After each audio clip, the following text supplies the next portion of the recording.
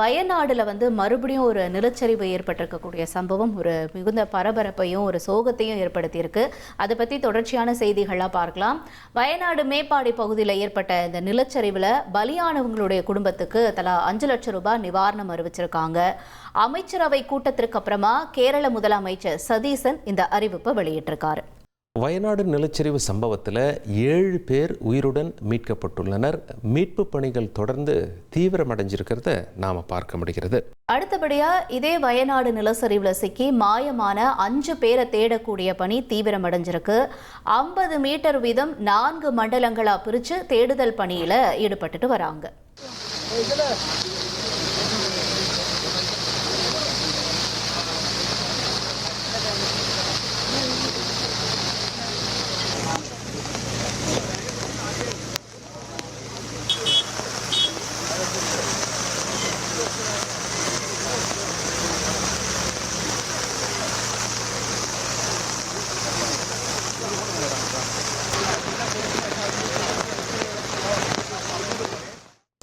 வயநாட்டில் நிலச்சரிவு ஏற்பட்ட பகுதியில் மீண்டும் மண் சரிவு ஏற்பட்டிருக்கு. இந்த மண் சரிவால் இடிபாடுகளில் சிக்கியுள்ளவர்களை மீட்கும் பணி சற்று தொய்வு ஏற்பட்டுள்ளதை நாம் அந்த காட்சிகள் பார்க்க முடிகிறது. எப்படி அந்த ரெஸ்கியூ ஒர்க்கர்ஸ் எல்லாம் அங்கே போயிருக்காங்க. நிலச்சரிவு ஏற்பட்ட இடத்துலையே மண் சரிவு அப்படிங்கிறதுனால மிகுந்த சவாலான பணியாக அந்த மீட்பு பணி மாறியிருக்கிறது. அடுத்தபடியாக இப்போ தொடர்ந்து அங்கே மண் சரிவு ஏற்பட்டிருக்கக்கூடிய நிலையில் மழை நீடிக்கும் அப்படிங்கிறதையும் வானிலை ஆய்வு மையம் கொடுத்துருக்காங்க. மாவட்டங்களுக்கு கனமழைக்கான எச்சரிக்கை கொடுக்கப்பட்டிருக்கு. முன்னெச்சரிக்கை நடவடிக்கையாக அங்கே இருக்கக்கூடிய கல்வி நிலையங்களுக்கு விடுமுறையும் கொடுத்துருக்காங்க.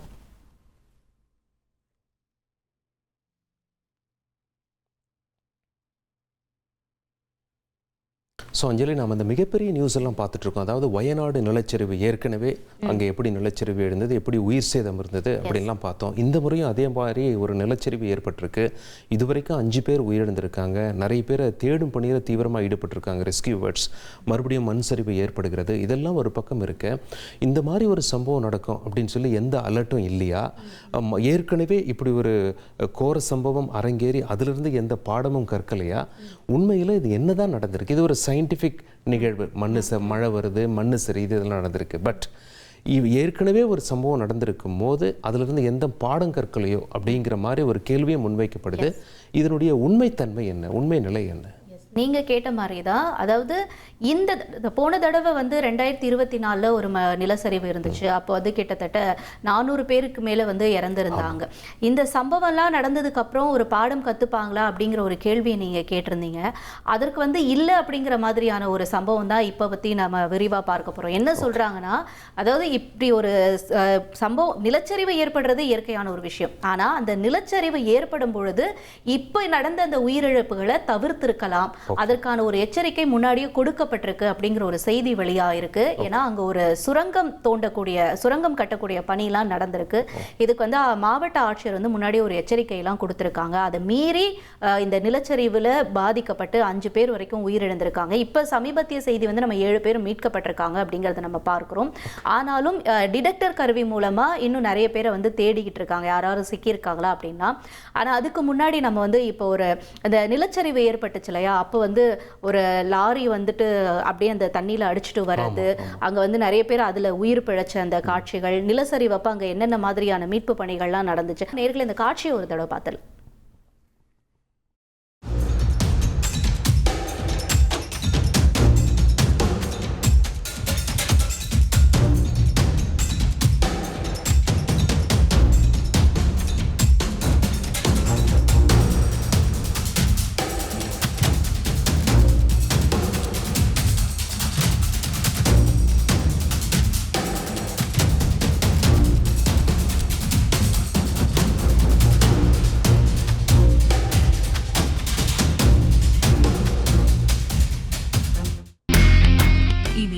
செல்லும் இடமெல்லாம் செய்தி.